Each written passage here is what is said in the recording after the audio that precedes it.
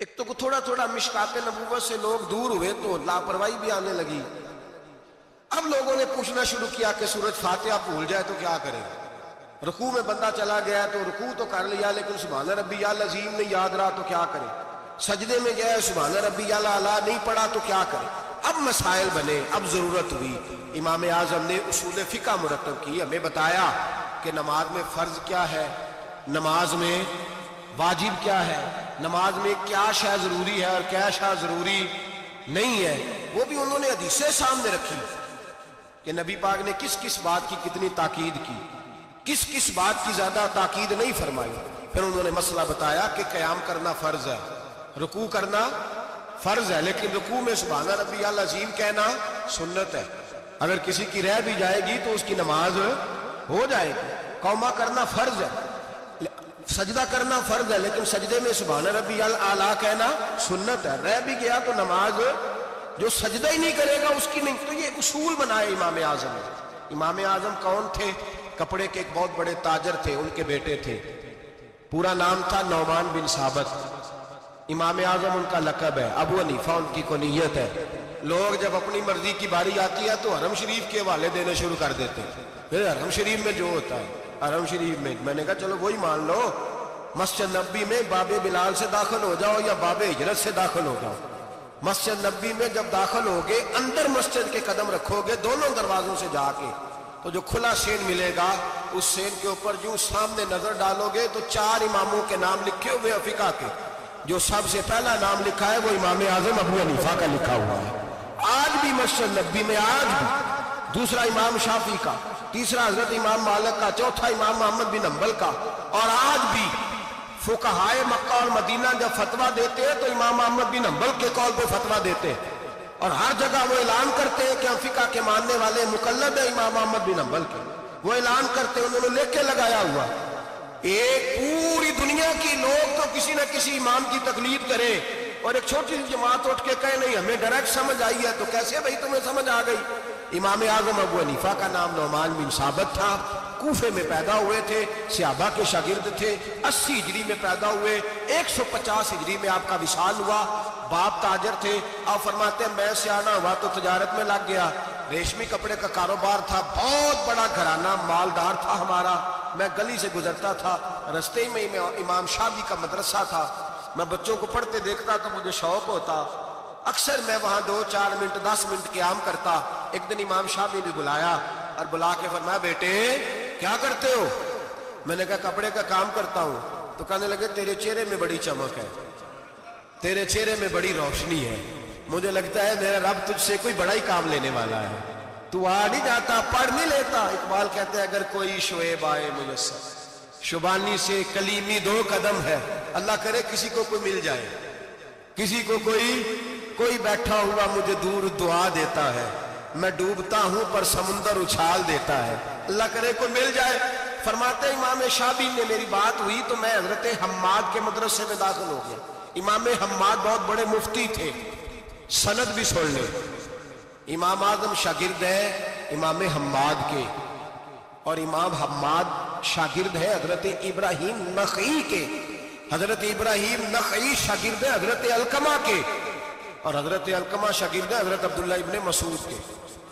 اور حضرت عبداللہ بن مسعود وہ صحابی ہیں جن کی ڈیوٹی تھی نبی پاک کا ڈنڈا مبارک کا سا اٹھانے کی, حضور کے جوتے اٹھانے کی. ڈائریکٹ نبی پاک سے علم دین حاصل کیا کرتے. یہ سند ہے امام اعظم ابو حنیفہ کی. حضرت امام اعظم کہتے ہیں میں امام حماد کے مدرسے میں پڑھنے لگا, کئی سال رہ کہ میں نے ان کے مدرسے میں علم حاصل کیا. جب میں فارغ ہوا تو میں نے کہا استاد جی میں کہاں مدرسہ بناؤں, میں کس مسجد میں بیٹھوں, میں کہاں جاؤں؟ کہتے ہیں میرے استاد اپنی کرسی سے اٹھے اور میرا بازو پکڑ کے اپنی جگہ پہ بٹھایا. کہنے لگے میں نے تجھے پڑھایا ہے لیکن رب نے تجھے بڑا ہی عطا کیا ہے, اب تو کہیں اور نہیں جائے گا, میری مسجد پر بیٹھ کر لوگوں کو پڑھایا کرے گا. امام اعظم ابو حنیفہ نے فقہ اور اصول کا علم وہاں سے حاصل کیا.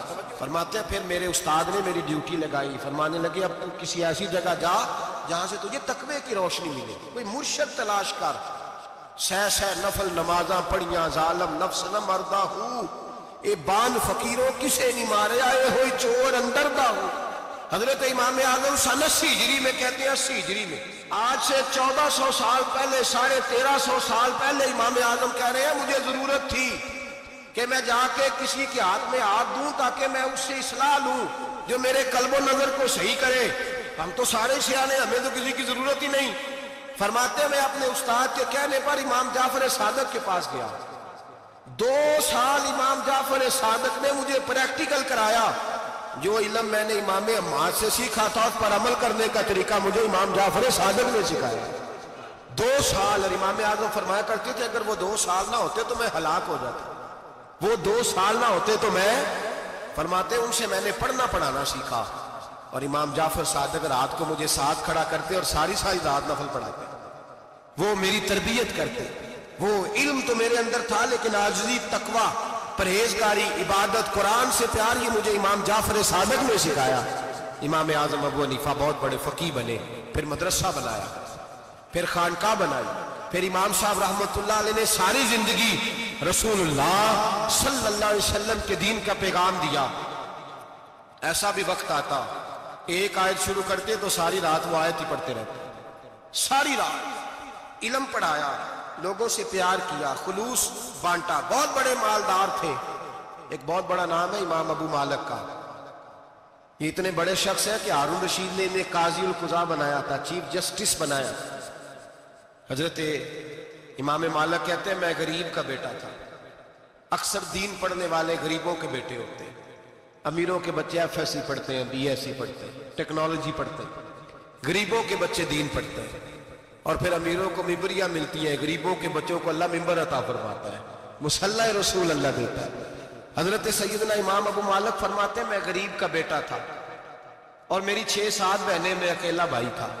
آپ فرماتے ہیں میرے ابا جی فوت ہو گئے، میری امی پکڑ کے مجھے ایک دھوبی کی دکان پہ لے گئی، کہنے لگی اسے کپڑے دھونے کا طریقہ بتا دے، سلیقہ سمجھا دے، یہ بھی ایک چھوٹی سی لانڈری کی دکان کھول لے گا، میری بیٹیوں کا پیٹ پالے گا۔ دھوبی کہنے لگا ٹھیک ہے، میں 2-3 درہم بھی دوں گا مہینے کے، اور جب کام سیکھ جائے گا تو تنخواہ بڑھ جائے گی۔ امام ابو مالک رحمت اللہ علیہ فرماتے ہیں میں بہنوں کے لیے روزی کمانے نکلا، میں بیوہ ماں کے سر پہ بوجھ اتارنے کے لیے نکلا، میں غربت کے عالم میں نکلا۔ رستے میں امام اعظم کا مدرسہ تھا، فرماتے میں وہاں چمکتے چہرے دیکھتا، لیکن اپنی غربت کو دیکھ کے میں آگے بڑھ جاتا، پریشان ہوتا کہ میں کیسے علم حاصل کروں گا۔ آپ فرماتے امام صاحب مجھے اکثر دیکھتے، ایک دن امام اعظم باہر نکلے، مجھے کھڑے ہوئے دیکھا تو قریب بلایا، سینے سے لگایا، ماتھا چوما، کیا نام ہے؟ میں نے کہا ابو مالک میرا نام ہے۔ کہا تمہیں پڑھنے کا شوق ہے؟ کہا بڑا شوق ہے۔ کہنے لگے چل آ جا پڑھا کر، آ جا مدرسے میں پڑھا کر۔ کہتے میں سارا دن وہاں پڑھتا، گھر سے کام کرنے آتا، سارا دن امام اعظم کے پاس پڑھتا رہتا۔ مہینہ آیا تو میری اماں کہنے لگی تنخواہ لاؤ۔ میں نے کہا امی جی تنخواہ تو وہ دے گا جو ڈیوٹی پہ جاتا ہو، میں تو پڑھنے جاتا ہوں۔ کہتے اماں گھر سے نکلی اور بڑے غصے کے ساتھ نکلی، کہنے لگی مولوی نے میرا بچہ خراب کر دیا، میرا بچہ خراب کر دیا، میں کام پہ بھیجتی تھی، اس نے کس چکر میں ڈال دیا، مسئلوں سے بھی کبھی پیٹ بھرا ہے، کام بھی تو کرنے چاہیے نا۔ کہتے امام اعظم کے سامنے کھڑی ہوئی، امام صاحب بڑے امیر کبیر آدمی، اربوں خربوں پتی، اور پھر اتنے بڑے عالم فقیر، سارا بغداد، سارا کوفہ، سارا مصر سلوٹ کرتا ہے۔ بی بی آئی اور تیل جملے، عورتوں کا طریقہ ہوتا ہے، کہنے لگی مولوی تیری سفید داڑھی، تیرا اتنا نام، تجھے خیال ہی نہیں آیا میں بیوہ عورت ہوں، تو نے میرا بچہ خراب کر ڈالا، میری یتیم بچیاں روٹی کہاں سے کھائیں گی، مسئلوں سے بھی کبھی پیٹ بھرا ہے۔ کہتی اتنے سخت جملے کہے پر قربان جاؤ امام اعظم سنتے رہے اور مسکراتے رہے۔ کہنے لگے میری غلطی ہے، میری غلطی ہے، میری غلطی ہے، بی بی بھول گیا تھا، غلطی ہو گئی۔ بی بی کہتی رہی، امام صاحب سنتے رہے۔ جب غصہ اتر گیا تو کہنے لگے اماں تیرا غصہ اتر گیا ہے؟ اتر گیا ہے۔ کہنے لگے تیرا بیٹا بڑا نیک ہے، تیرا بیٹا بڑا لائق ہے، تو اسے پڑھنے دے۔ کہنے لگے چپ کر دے مولوی، یہ پڑھے گا تو میں روٹی کہاں سے کھاؤں گی۔ امام صاحب کہنے لگے مجھے بتائے گی تیرے گھر کا خرچہ کتنا ہے؟ اس نے ایک لفظ تو ہے 3 دینار کا، ایک روایت ایسے بھی لکھی ہے بزرگوں نے، کہنے لگی 40 درہم ہے، اور اماں کہتی میں نے جان بوجھ کے زیادہ بتائے، حالانکہ میں کناک کا خرچہ کرتی تھی، لیکن جب کھلا ڈلا کرے تو وہ والا خرچہ بتایا۔ میں نے کہا 40 درہم خرچہ ہے، تو دے گا؟ تو کہتے امام اعظم کہنے لگے اماں تجھے لینے نہیں آنا پڑے گا، پہلی سے پہلے تیرے گھر میں پہنچ جایا کریں گے، یکم سے پہلے آئیں گے۔ او بھائیو، کہاں استاد ملتے ہیں، کہاں استاد ملتے ہیں، کہاں وہ لوگ ملتے ہیں جو دعائیں مانگتے، التجائے کرتے، پیار کرتے۔ گزر گیا وہ دور، اب تو سوٹ لینے کا دور ہے، مٹھائیاں لینے کا دور ہے، ہاتھ ڈلوانے کا دور آیا ہے۔ اب کون پوچھتا ہے؟ اب تو پوچھتے ہیں تو میرے لیے کیا لایا ہے؟ حضرت سیدنا امام اعظم ابو حنیفہ رحمت اللہ علیہ ایک دن نہیں، 2 دن نہیں، 4 دن نہیں، 5 مہینے نہیں، 20 سال تک، کہنا آسان، بولنا آسان، سننا آسان، 20 سال تک امام ابو مالک کے گھر میں خرچہ دیتے رہے، وہ پڑھتے رہے۔ اماں کہنے لگی تو میرے بیٹے کو لگا تو لیا ہے تو پڑھ کے بنے گا کیا؟ حضرت امام اعظم فرمانے لگے بادشاہوں کے تخت پر بیٹھ کر بادشاہوں کے ساتھ کھانے کھایا کرے گا، ان کے ساتھ بیٹھ کے حلوہ کھائے گا، وقت آئے گا تو دیکھے گی۔ کہتے ہیں میرے امام انتقال کر گئے، وقت بیت گیا، ہارون رشید نے مجھے بلایا بغداد میں اور کہا میں آپ کو چیف جسٹس بنانے لگا ہوں۔ کہتے ہیں میں خوشی سے سجدے کرنے لگا، میں چیف جسٹس بنا۔ میں نے اپنی اماں کو خط لکھا کہ اماں بغداد آ جا، تیرے بیٹے کو اللہ نے بڑی شان عطا کر دی ہے۔